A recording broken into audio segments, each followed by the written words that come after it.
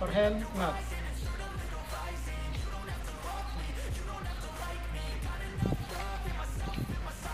Double overhand knot.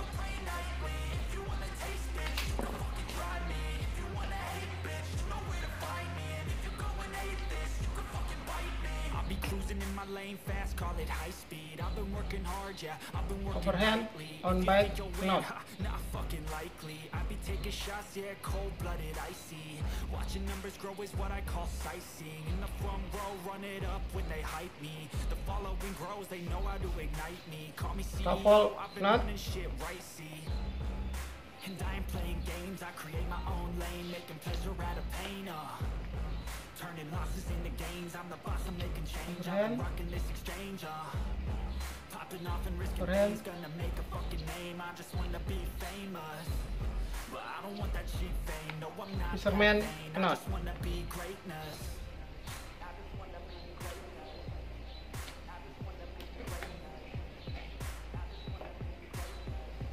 Double overhand.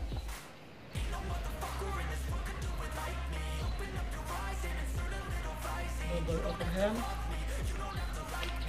Double fisherman knot.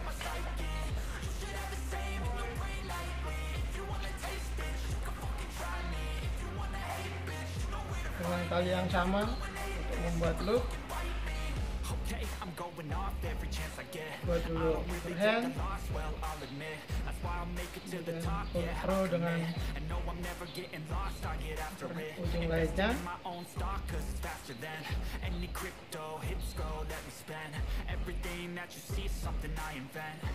Water knot.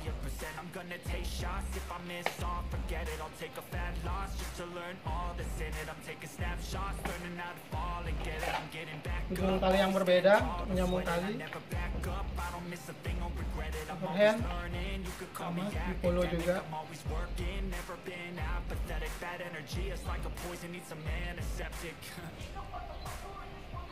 Menyambung dua tali yang berbeda dengan dasar overhand. Overhand bend.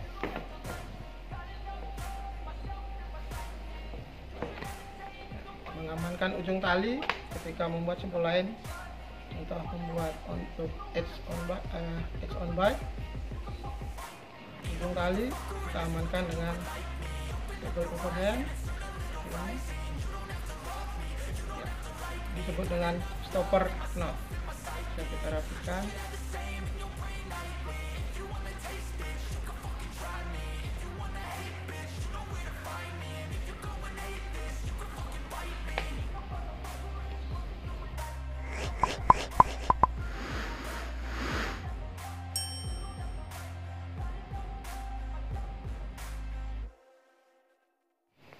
Ya, sahabat rescue, tadi di awal Pak Ci membuat 9 simpul, itu adalah overhand ya dan turunannya.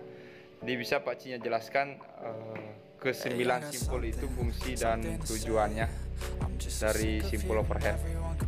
Untuk yang pertama ada overhand knot. Memang overhand knot ini di 8 simpul dasar untuk pertolongan tidak kita cantumkan. Karena pada dasarnya dia adalah sebuah ikatan, jadi tidak memenuhi syarat untuk sebuah simpul, karena kalau sudah terikat dia susah sekali terbuka ya. Nah, jadi karena memang syarat simpul itu adalah mudah dibuat, mudah diingat, mudah dilepas, dan kuat ya. Nah, ini biasanya dia kuat sekali jadi susah dibuka, tapi simpul overhand ini adalah dasar dari untuk pembuatan simpul selain dasar-dasar yang lain. Nah, ini contoh yang overhand seperti ini nanti bisa digunakan untuk pengaman di ujung tali. Jadi sama seperti ketika kita menggunakan simpul 8 juga yang basic juga untuk pengaman di ujung tali. Jadi lebih mudahnya kita membuka yang simpul 8. Jadi itu kenapa overhand jarang digunakan untuk pengaman di ujung tali. Tapi dia adalah fundamental ya, dasar dari semua simpul karena dia adalah ikatan yang paling sederhana. Dimana kemudian pengembangan pun selain ada simpul 8 ada juga yang bilang simpul 9 ya. Jadi dibuat seperti ini. Jadi untuk tidak terlalu erat juga mudah dibuka untuk pengaman bisa juga. Nah seperti itu. Nah nanti simpul overhand ini adalah menjadi dasar untuk simpul-simpul lain ya. Seperti namanya overhand atau simpul thumb. Jadi bisa dibuat di jari. Seperti ini bisa dibuat untuk melewati tangan seperti ini. Makanya disebut dengan overhand. Nah, disebut juga simpul thumb, ibu jari ya, karena ya bisa kita bilang simpul overhand ini adalah dasar dari semua simpul. Ikatan yang paling sederhana itu ya overhand. Jadi ibunya dari semua simpul itu ya overhand. Kalau fungsinya selain pengaman di ujung tali ya memang overhandnya sendiri ya fungsinya itu. Makanya nanti ada breakdown dan turunannya yang 8 tadi. Oke, itu untuk overhand ya, overhand knot. Kemudian double overhand knot. Ya sama, karena ketika orang mengalami masalah untuk seperti ini sudah terikat susah dibuka, maka dibuatlah dengan teknik double. Jadi diputar 2 kali. Nah, sehingga dengan sistem seperti ini nanti akan lebih mudah terbuka.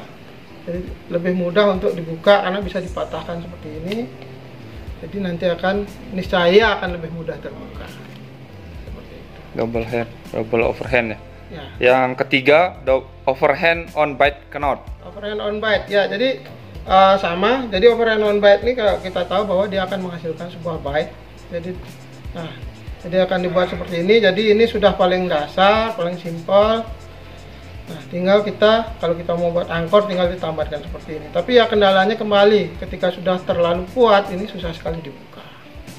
Nah, jadi kalau memang teman-teman yang sudah menonton video kami sebelumnya, kalau memang tidak mau pakai simpul ini karena dirasa terlalu sulit nanti bukanya, bisa buat yang simpul 8 ya, simpul iya, 8 on bite. seperti ini.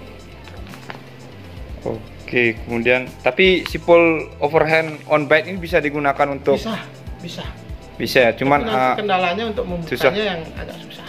Bisa dibuka. Kemudian scaffold knot. Scaffold knot ya sama. Jadi ketika kita ingin membuat, dia sebenarnya sebuah hitch ya. Jadi sering disebut dengan scaffold Hitch itu menjerat. Menjerat.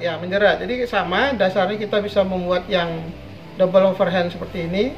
Nah, tinggal kalau kita masukkan ke palang atau ke apa, ini dia akan langsung menjerat. Akan langsung mengunci. Apakah bisa digunakan untuk tambatan? Bisa. Tapi ya kembali risikonya untuk membukanya nanti yang susah ketika terjadi. Tapi kalau ketika seperti ini kan masih bisa ditarik seperti ini. Ya. Itu artinya kalau orang awam yang tidak mempelajari simpul menggunakan simpul ini aman, Pak Ci? Aman bisa digunakan. Selain misalnya kita mau menggunakan apa yang pernah kita buat di video, pangkal juga bisa. Nah, kadang ada orang awam yang buat pangkal sulit. Ya, ya kalau atau di tiang. kita mau yang rontan juga bisa, rontan to half hitch. Ya, ini salah satu dari pilihan itu. Ya, kenapa kalau di video kita sebelumnya kita gunakan pangkal atau menggunakan rontan to half hitch, karena cenderung lebih mudah dibuka. Tapi ini tujuan kita membuat video ini adalah untuk menjawab pertanyaan teman-teman kenapa di video kita sebelumnya tidak ada overhand dan turunannya. Ya. Karena selain susah dibuka juga akan merusak tali dalam berpengaruh dengan tali. Selama tidak terjadi gesekan sih nggak akan masalah. Oke, itu untuk scaffold ya. Kemudian fisherman knot. Ya, jadi dari 8 simpul dasar kita yang kemarin kita buat itu salah satunya adalah turunannya adalah double fisherman knot. Nah, double fisherman knot inilah yang sering dipakai di pertolongan karena digunakan biasanya untuk membuat sling loop ya. Jadi misalnya kalau kegiatan persiking atau untuk mengikat juga. Tapi dasarnya overhand. Dasarnya overhand. Makanya kita jelasin kalau kita buat fisherman itu dasarnya kita buat overhand yang membelit satu tali sisi satu tali lainnya. Begitupun sebaliknya kita buat seperti ini. Nah, setelah kita buat seperti ini, baru ini kita akan mendapatkan sebuah loop ya, sebuah sling yang bisa kita gunakan untuk anchoring, bisa kita gunakan untuk rigging, di mana terikat di bagian sini dengan dengan fisherman ya. Berarti itu fisherman. Kemudian kalau double fisherman? Nah, kalau double fisherman, jadi bukan fisherman-nya ada 2 ya, tapi teknik pengikatan awalnya yang berbeda. Jadi teknik pengikatan awalnya menggunakan double overhand seperti ini di satu sisi, kemudian balik lagi double overhand di satu sisi lainnya. Maka kita akan mendapatkan sebuah double fisherman. Oh, bukan simpul fisherman itu satu lilitan itu seperti yang mau bunuh diri itu bukan ya? Bukan. Scaffold ya? Itu scaffold ya. Oke, kalau double fisherman jadi 2 kali. 2 kali, jadi seperti membuat double overhand di satu sisi dan double air di sisi lain, baru kita satukan. Nah, akan menjadikan sebuah simpul double fisherman. Dan ini pun kadang saya Kadang susah juga susah juga dibuka. Jadi ini ada triknya. Jadi triknya memang ini keluar dari Fisherman overhand sendiri. Jadi memang overhand ini dikembangkan kembali. Nah, jadi pertama dibuatkan dulu dengan simpul yang namanya square knot ya. simpul mati. Nah, simpul mati kalau kita Ya. bilangnya ya. Padahal simpul Ya, ini nggak kalau mati karena kalau mau buka kan tinggal dibeginikan, tarik lepas dia. Ya, Ya. Jadi kita buat dulu dia double square knot Square. seperti ini, baru kita kunci dengan double overhead. oh kembali ke fungsinya lagi untuk mengunci ya. Ya, kembali ke fungsinya lagi. Nah ini jadinya kesannya, ini jadinya malah dia membuat stopper knot dari sebuah simpul square ya, seperti square yang diamankan dengan stopper. Ya, tapi ini adalah trik ya, trik buat teman-teman yang biasa bermain Prusik atau Asian Frisian Knot. Bagaimana kalau sudah kenceng banget, ini masih bisa dibuka. Berbeda dengan yang double fisherman biasa. Jadi ini tinggal dipatahkan seperti ini. Nah, nanti ini tinggal didorong di satu sisi, ini akan lebih mudah terbuka. Ya, jadi kalau sudah seperti ini nanti akan lebih mudah terbuka.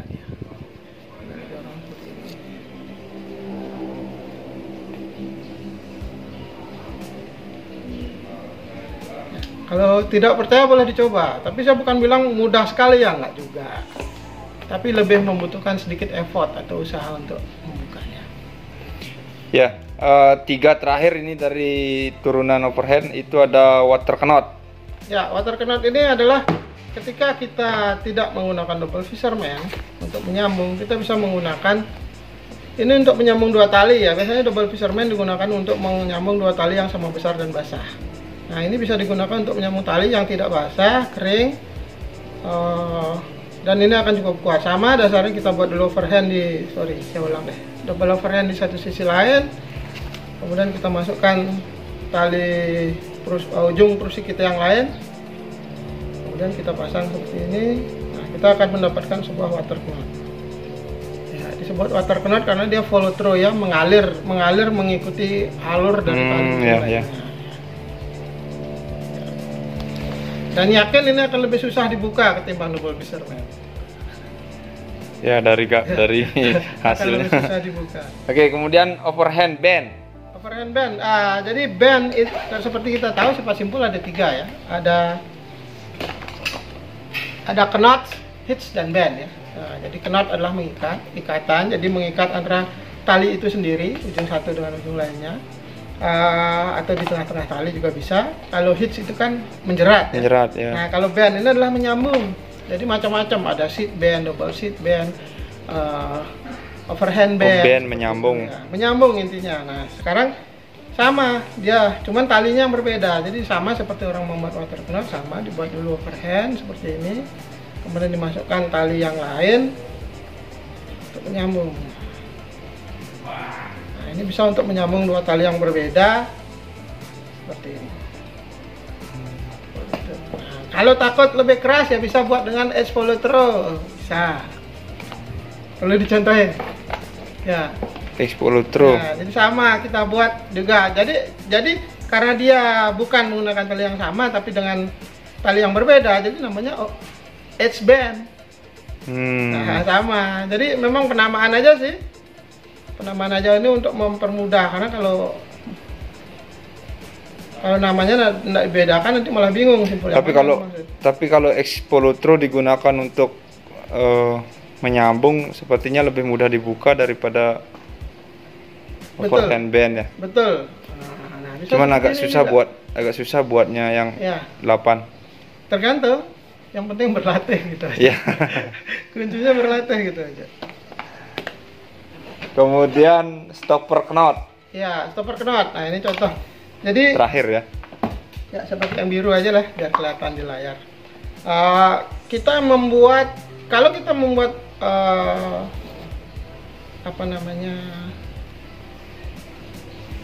overhand on bite seperti ini, dia kan sudah dasarnya sudah overhand tuh. Jadi dia sisa ujung tali itu yang penting udah dilebihin 7 kali diameter tali atau 7 cm seperti ini, itu nggak usah dikunci lagi. Dekat pun nggak masalah karena dia sifat simpulnya udah menjerat banget. Tapi misalnya kita membuat simpul-simpul yang lain, misalnya membuat simpul edge on bite seperti ini, kita buat edge on bite seperti ini. Nah ini ujung talinya itu harus diamankan dengan overhand atau double overhand. Nah, teknik mengamankan inilah yang disebut dengan stopper knot. Jadi biar tali tidak bergerak nanti ketika dia terbeban ini tidak talinya lepas. Simpulnya tidak rusak ya, simpulnya tidak lepas. Tidak lepas.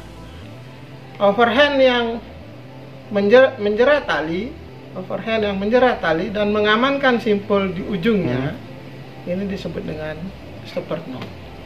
Karena fungsinya menjadi stopper agar tali ini tidak bergeser.